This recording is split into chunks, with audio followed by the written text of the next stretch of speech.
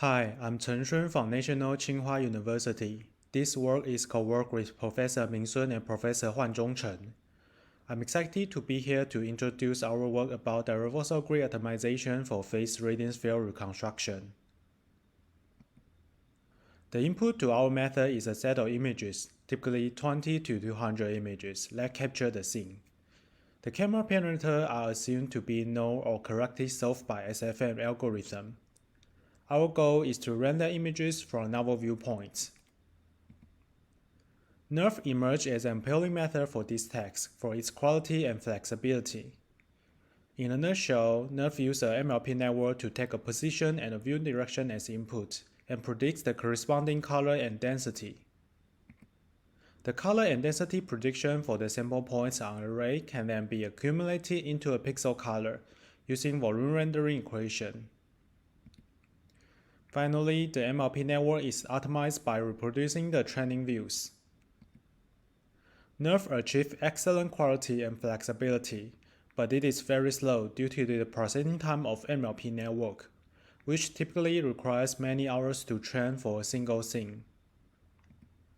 To speed up, one method is to replace the MLP network with Voxel grid, which can reduce computation from few hundred flux per query to constant time computation per query.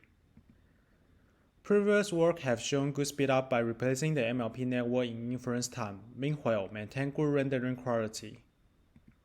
However, they are limited to speedup only in inference time, and the training still relies on the MLP network.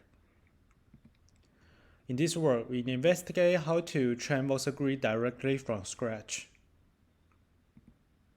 There are two keys to make it work, missing one of which results in failure. The first key is what we call post-activation.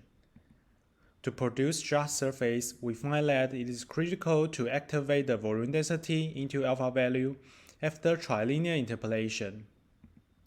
As a comparison, pre-activation activates density to alpha first. We show toy example by fitting a single 2D grid cell to a linear surface. In this toy task, post-activation can produce a very sharp surface, while pre-activation can only produce blurry surface. We prove in our paper that post-activation can be arbitrarily close to a surface beyond linear. Our experiment also showed that there could result in up to 2.8 PSNR difference for non-view synthesis.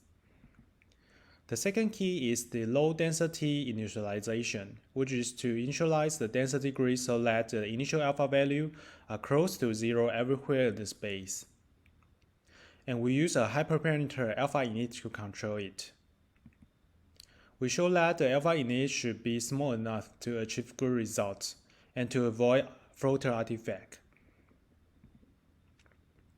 Our scene representation are simple. To model the volume density, we only use a Voxel grid with the introduced post-activation and low-density initialization.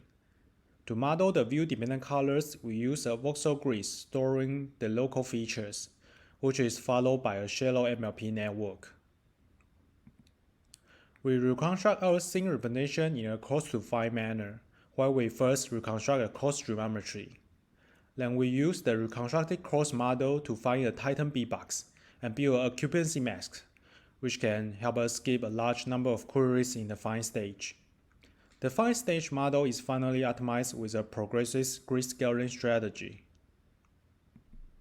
Finally, our method achieves NeRF comparable quality, and our training time is many times faster than the stronger version of NeRF.